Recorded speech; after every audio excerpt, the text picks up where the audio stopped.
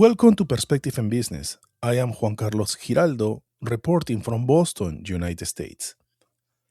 Today, we are exploring the evolving role of ESG frameworks in Armenia, an increasingly important topic as Armenian businesses seek to strengthen their resilience, attract international investment, and contribute to sustainable economic growth in the region.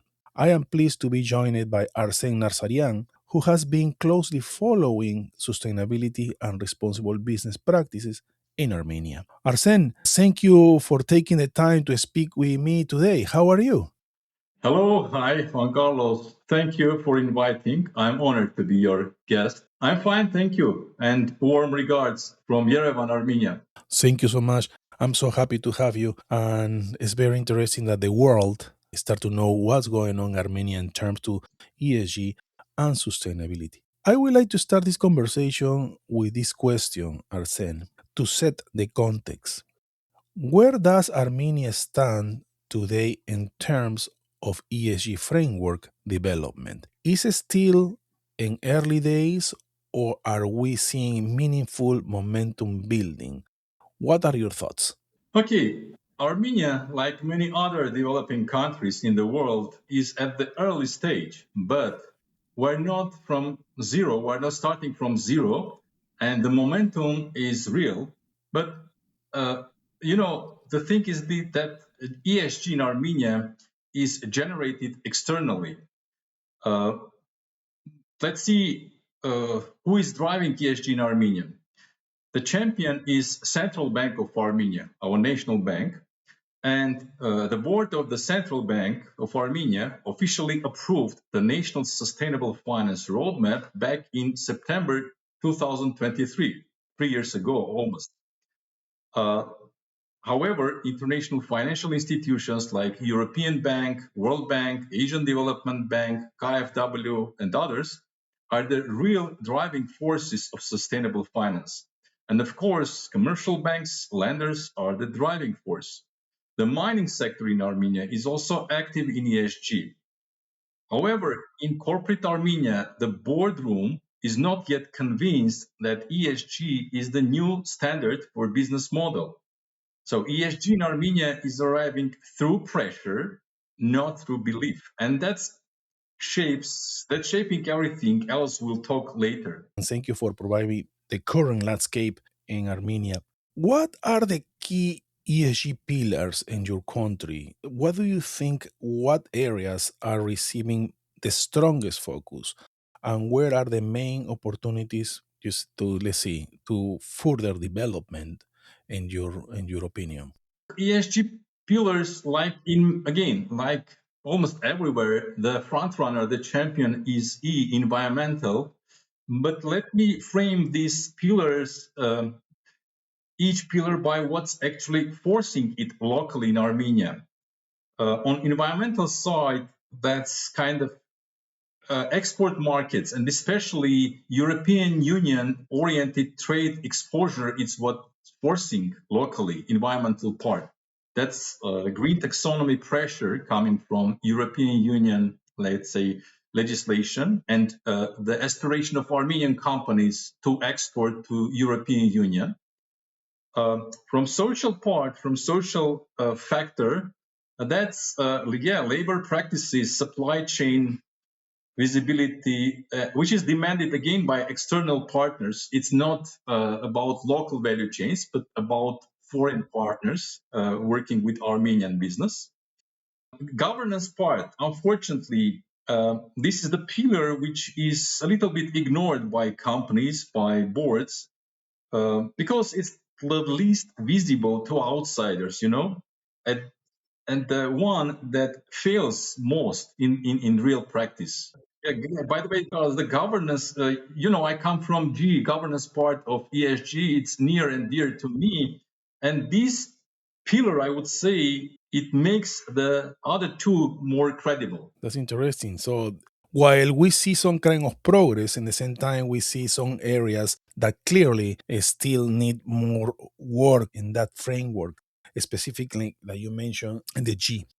Arsen, You just mentioned before a very interesting about the banks and mining. Actually, I read that, for example, the Armenian Bank, the Arata Bank, and very interesting, Sanjesur Cooper Molybdenum, the company, the mining company, are doing a great job. Specifically, this company is doing a great job in terms of sustainability. Actually, its ESG score is right now a very, very good one.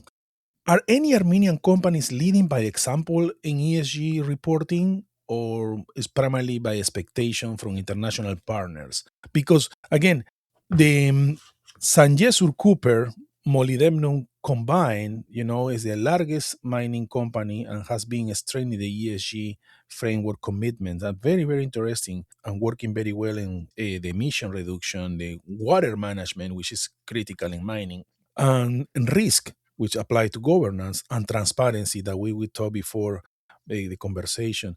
What are your thoughts about that? This is a main, let's see, banks and mining, or there are another kind of industries?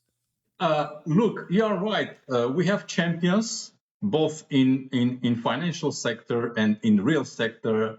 And the banks you mentioned, Agba, Ameria, they are indeed champions. They started this journey long ago when cooperating with international financial institutions like IFC, like EBRD, European Bank of Reconstruction and Development. They realized this is the new mode, this is the demand of their international partners, and there is a value in ESG, in responsible business. So they identified early, they invested early, and they are front runners, and they benefit already because this mode is already delivering. With regard to Zangezur mining, uh, again, there was and there is still some demand and pressure from their external partners, but the first 2-3 years they do to satisfy the demand of external partner, but slowly they realize that this is kind of innovative. This is also opportunity. This is changing the whole DNA of the company, making it more competitive, not just looking nice, not just for marketing or communication purposes, for good stories, but also kind of strengthening the whole business model of the company. So you're right.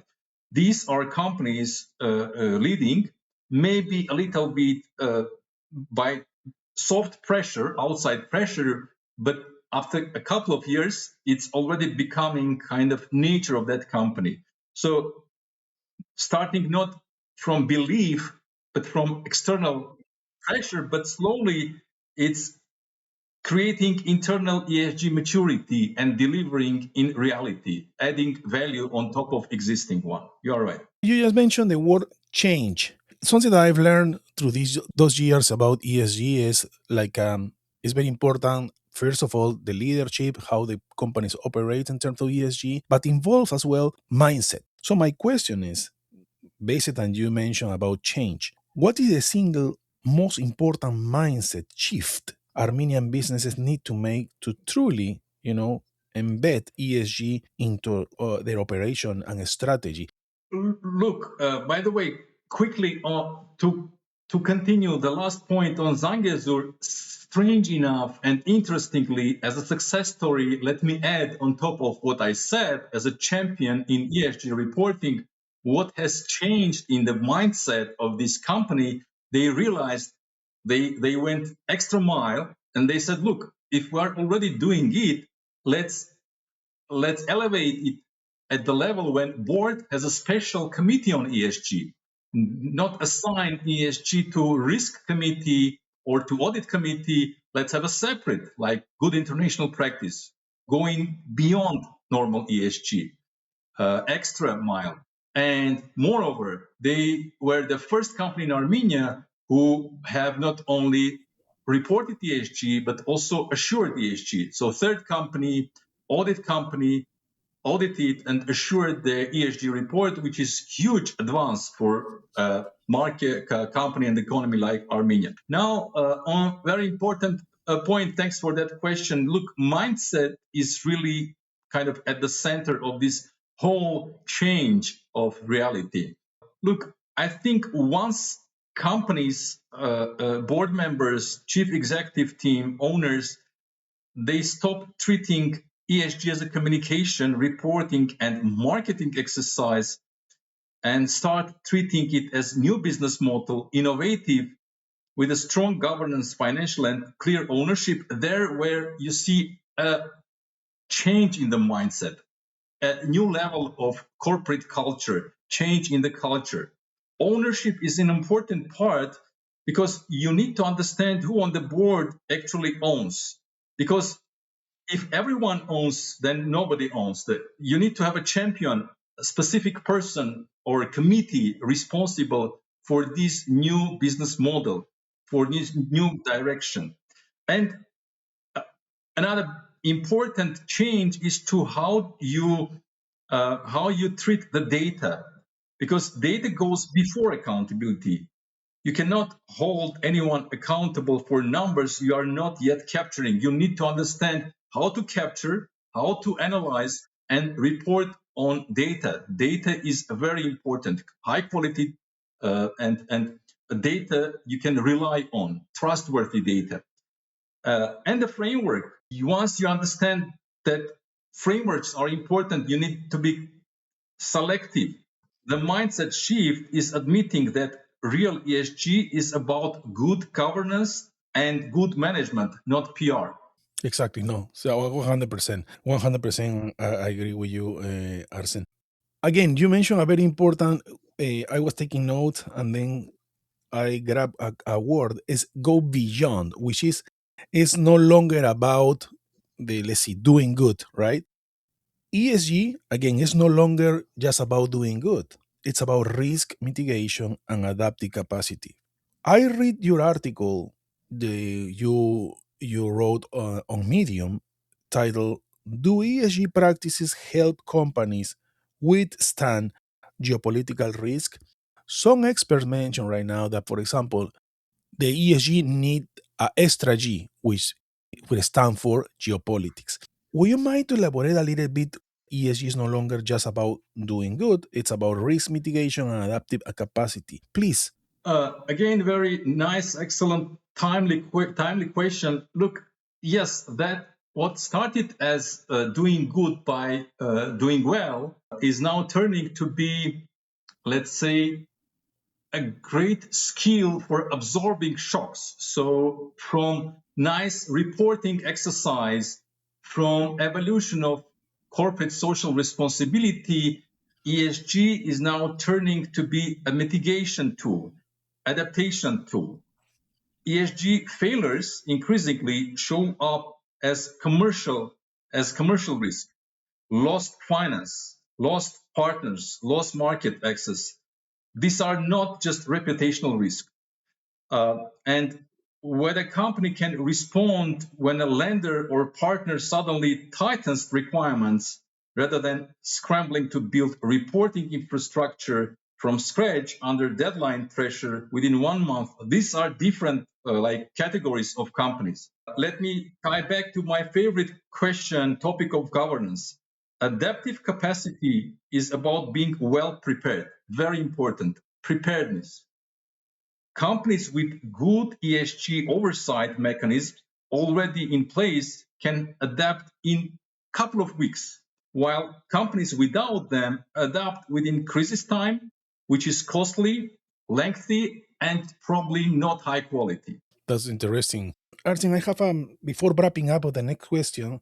Are there many professionals in Armenia with real expertise in ESG? Absolutely. We have, look, I mentioned about central bank being champion back in 2022-23 with the support of international financial institutions, development banks.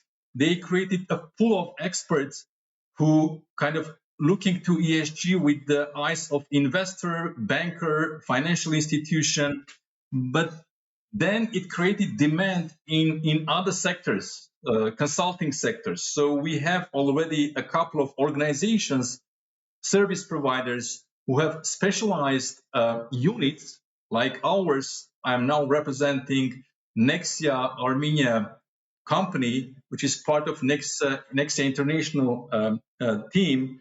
So we understand that although there is no national mandatory sustainability reporting standard or regulatory requirement, compliance issue, we need to be well prepared. We need to understand when the demand comes, we need to be well prepared internally. And also, knowledge goes beyond the practice. We need to train people, we need to communicate to transfer this good international practice, whether it's European or US or Asian, doesn't matter. We need to have the framework. We need to understand how they are different. Because at the end, what is ESG? It's a framework of evaluation of non-financial factors, like labor practice, climate impact, like quality of governance, diversity, blah, blah, blah. So yes, we have experts.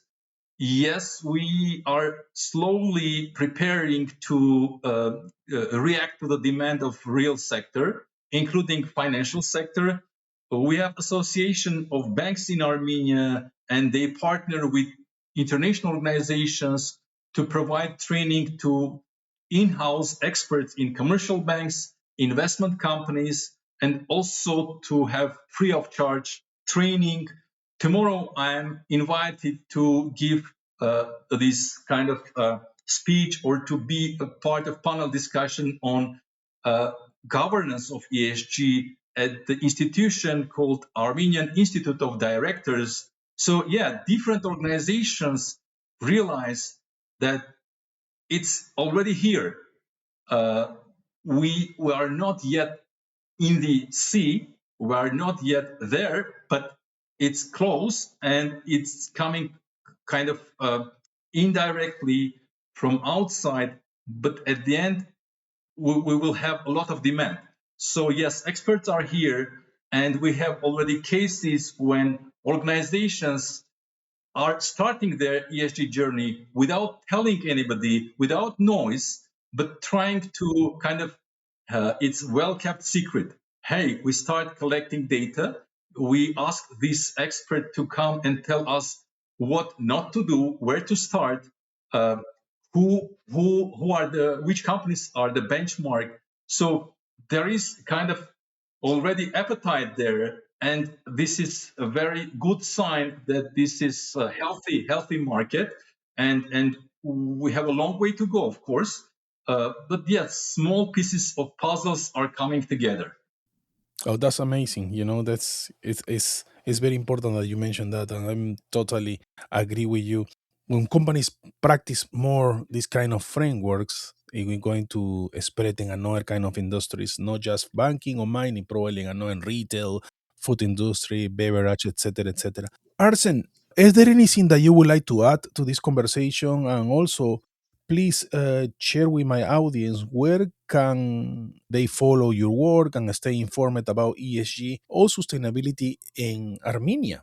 With regard to where I share my ideas, honestly, as a hobby, doing during my leisure time, as a pleasure, as a hobby, I started back in 2023 my Medium blog, sharing ideas about corporate governance, sustainability. At that time, I started my new course in Eurasia University during COVID time.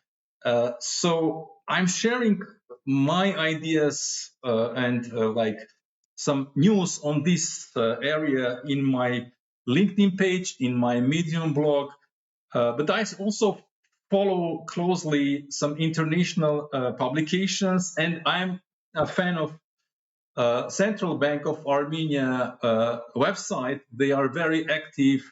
They are coming with some examples, trainings, international kind of events, trying to look to neighboring countries, trying not to be behind the curve.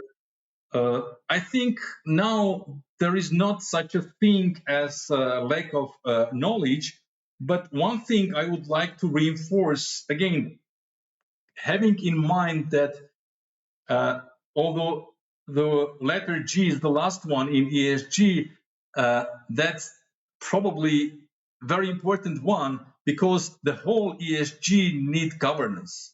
If ESG is not governed well, then it's undermining the importance.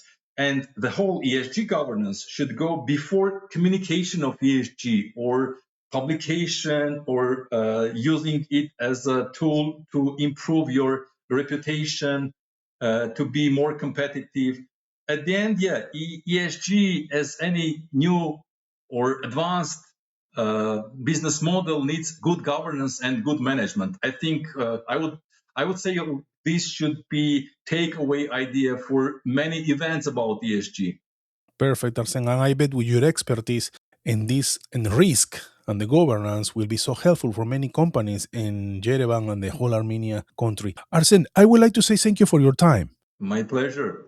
My pleasure. Thank you so much. It was very insightful information. I am Juan Carlos Giraldo from Boston, United States. Thank you so much, everyone.